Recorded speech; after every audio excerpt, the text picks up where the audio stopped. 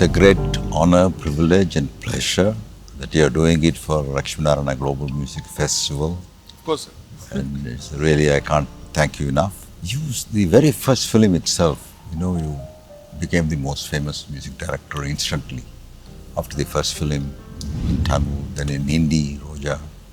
After that, Slumdog Millionaire, which brought not only laurel to you, but also to India, 2 Oscars. Can you tell what was in your mind when all these things happened all of a sudden? As you know, you were also a neighbor when my parents lived in Mylapore, and you talked about my father a lot. So I think my father had set a very high standard as a human being. The way he was non-stop working for the family, because he wanted to get a house for us, and he overworked, spoiled his health. And so when I came in, after he passed away, my mother said, music is your life, what your father did, so take it up.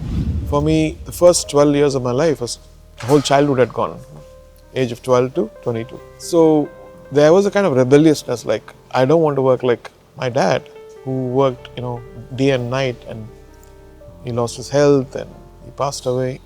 So that gave me the thing that I should do quality work and do less work intentionally, so that I can have a life, I can learn from life, I can experience the beauty. Because studio life is always like 7 to 1, 2 to 9, 7 to 1, 2 to 9. You become a slave to it. And it's a trap which you can't get out. And I was seeing that people had lost their zest for life, and they were like machines. Oh, there's money coming in, so let's work day and night, day and night. Something told me there's much more to life. And while working, I wanted to learn more. People are paying me to learn. That's been still there, that when I work, I want to learn more, I want to explore more, so that if I feel excited, the audience is going to feel excited. So that started from my first movie, and that worked out because the sense of inquisitive curiosity actually brings in interest for anyone.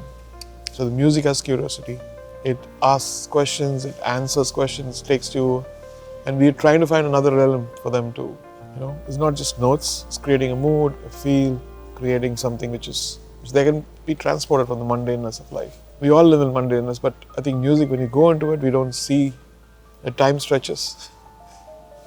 And that stretching of time and that happiness which we see in an audience, the eyes which has so much love, so much enthusiasm, so much of expectations from the eyes, is what I think drives me.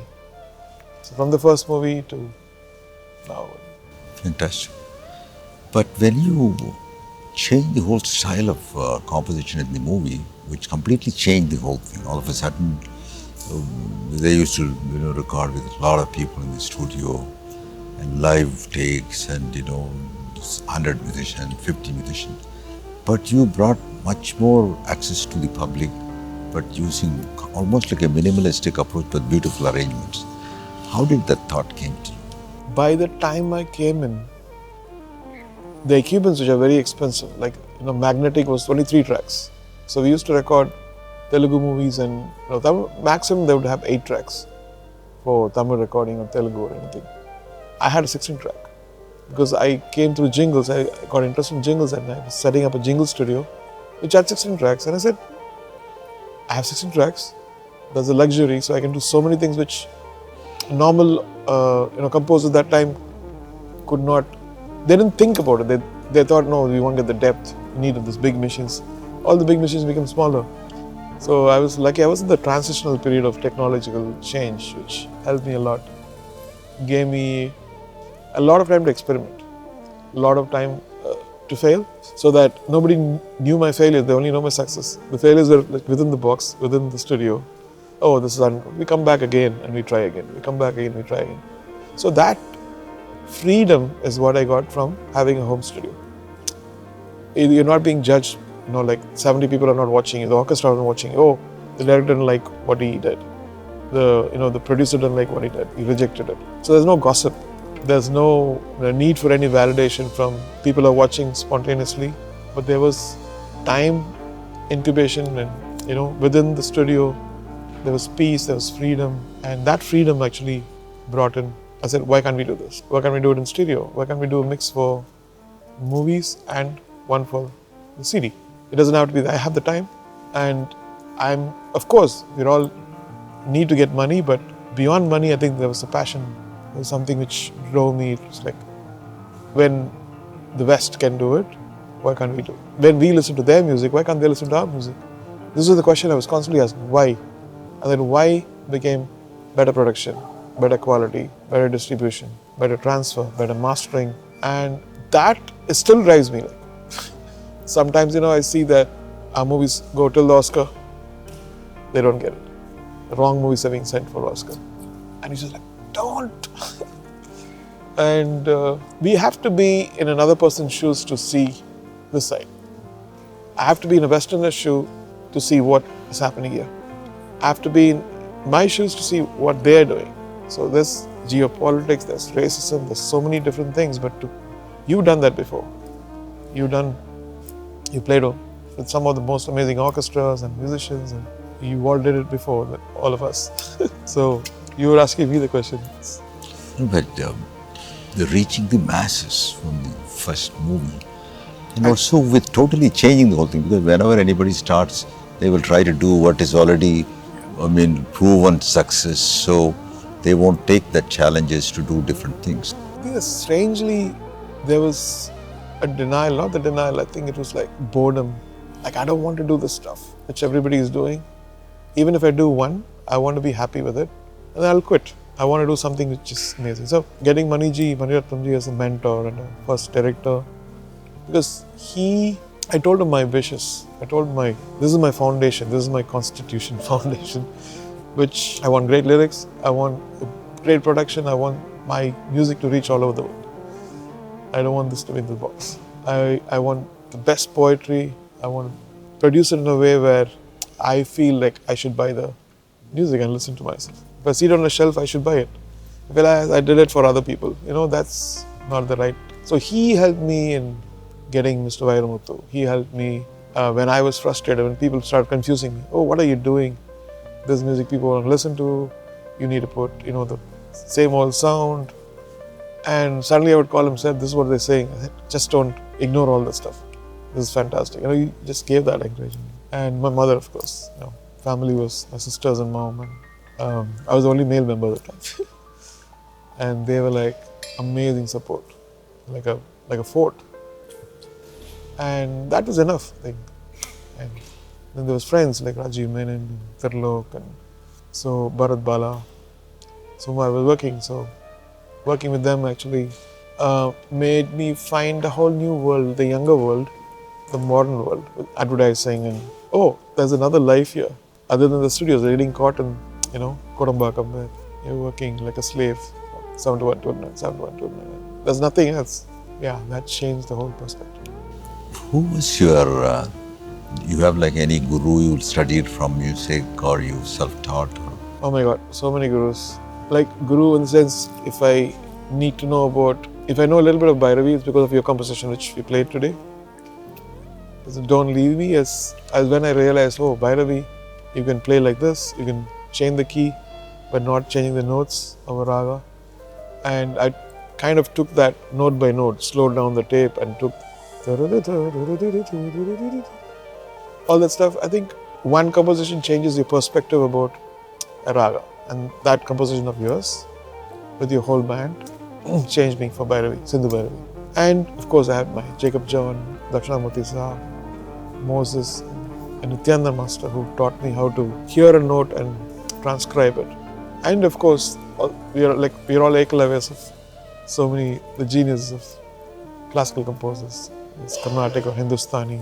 Also, the other thing is, if anybody looking at you, they'll say that you have got everything, you have achieved everything musically, So do you feel that you have anything left you want to do?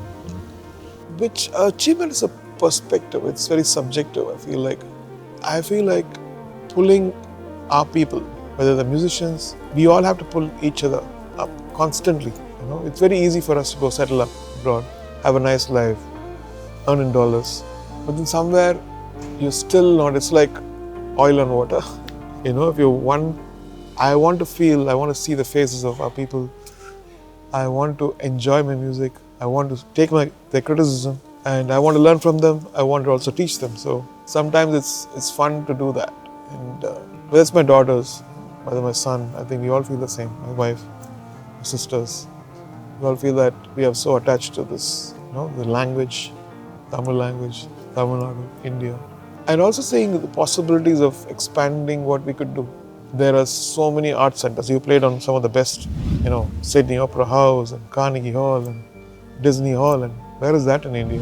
And then you feel like somebody's going to do it. No, it's me or it's you. It's us. We have to do that. We have to do this for a younger generation. We have to put that path. We have to suffer for their enjoyment. I think our rest of our life should be for the future generation. Just setting up things for them so they deserve the best.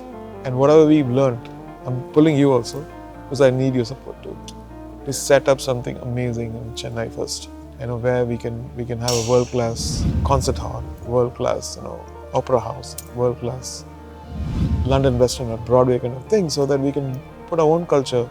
We can have tourism, jobs, and all those people flying in from America, Singapore to watch this stuff. Why do we go to Broadway? We watch Lion King. We watch Phantom of the Opera. We watch Blue Man Group. What is there in Chennai? There is this hero's movie, that hero's movie. It's fine. It's beautiful. That gives jobs, happiness. But that should not be just the only way. There should be more ways where people can involve. I want people to say, my son is acting in Sarapati Garam in Chennai.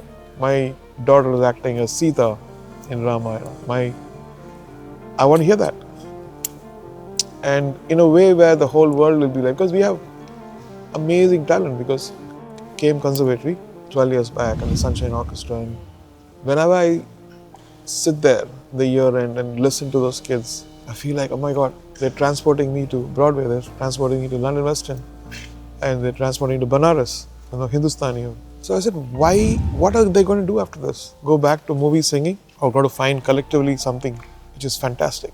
And that's when I also realized our talent is so good, but we are not giving them the platform to shine. The platform, when you have, imagine 100 people together creating a statement, creating a musical together, which is world class. That people are doing musicals, but it needs to be set in a way.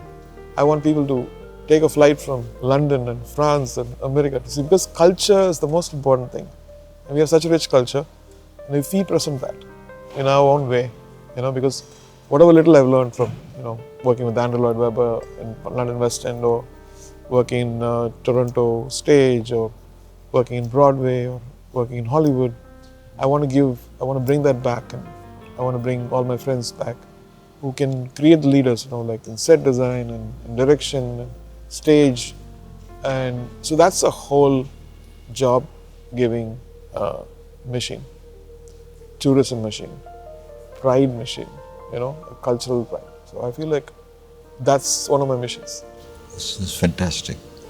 And also, you got into music because of passion also, isn't it? You were very, very passionate. Of course, I was fortunate to know both your parents, and very, very pleasant memory. In fact, when I was going to college and school, the father used to say, in between time, come and play the violin, make some extra money. So he used to say that because those days, I went to medical college and music was a very difficult profession. Nobody knew how successful anybody could be as a backup. They used to say, come, all those things watching, I will be in the back row, he'll say, come and sit in the front row.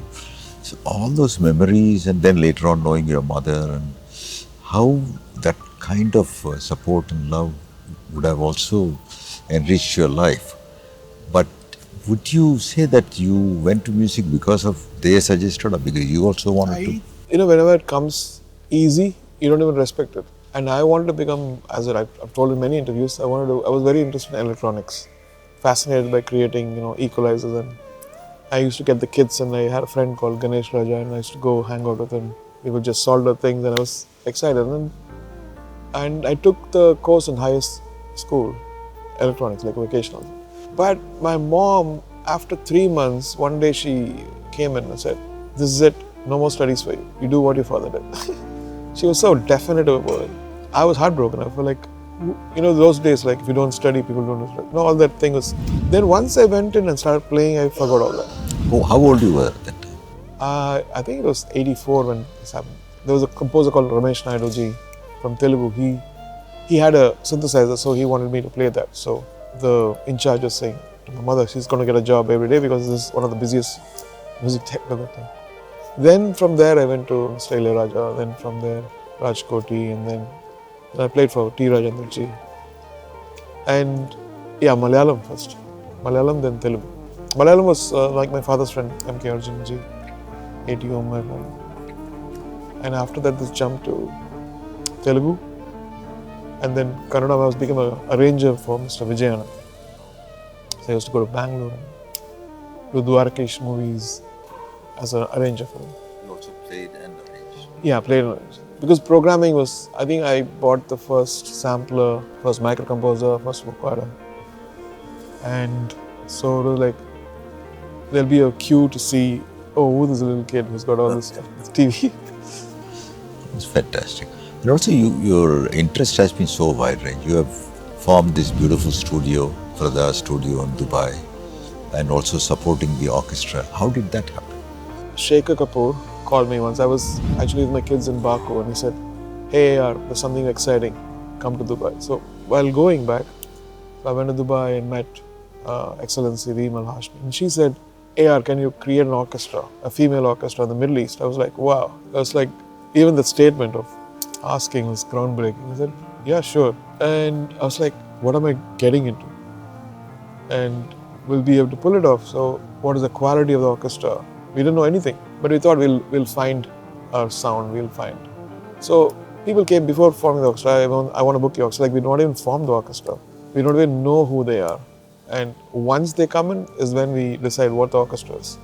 And we had these auditions at one of my friends called Mesakara who helped me from Berkeley College of Music, Abu Dhabi. Once it was formed, then I realized there's some extraordinary musicians out there and they're completely different from what I'd imagined. And they needed a lot of love, a lot of nurturing, and a lot of mental support, I think. So my thing was how to place them so that they would become one of the best orchestras. Because it's groundbreaking already, the idea in the Middle East and Arab and Eastern European. And then they've already played with Andrea Bocelli, they've played with Mr. Raja and another big celebrity now, I think. Fantastic. Raja's project, I saw that, that's how I knew the studio was. It's a fantastic studio. Yeah, so if you have an orchestra, you need a studio. And they said, why do you need a studio? I said, you build it and you'll know what it is.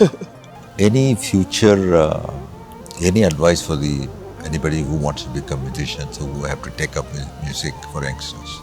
I think the most important thing I would say is there's so many different things which are not done in India. We can get inspired by, foreign countries. What did they do? And if you put an Indian perspective in it, it becomes original, right? For instance, we never had a music editor. We never had a music supervisor. The director was doing everything. So when I started working in Hollywood, I said, okay, let's keep a music. There's more jobs creating. There is a music supervisor. Sometimes women are doing music supervision. There's music editing. And then we credit all those musicians who were working. From the tune, everybody's credited. And I feel like they should find their own zone. Nobody's going to tell you what new thing is there. You have to find, this is a space nobody's doing, but it exists somewhere else. So I'm going to be that person in India who's going to open that. So there's so many things. I think sometimes they're like sheep. Unfortunately, they just follow what's successful. They don't understand what is there, which is waiting for them. They have to seek something different, and that will seek them. And today is also your birthday. Once again, wish you a fantastic, long, more glorious, successful birthday. And also, we happen to record together today with your children and my children. Grandchildren refused to parents' child. That was unique. Oh my God, to bring them and make them sit was the biggest achievement. Anything you can say about the project, about what we did today? I think you've done it, and I always admire when people, remember their parents, remember what they gave, and you've been doing it on your father's name.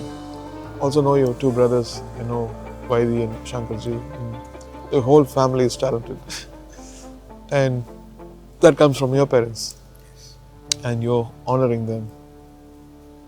And it's a great honor for me and for my family to be involved in what you did. And I'm going to remember for the rest of my life. Very, very kind of you to say that. Thanks a lot.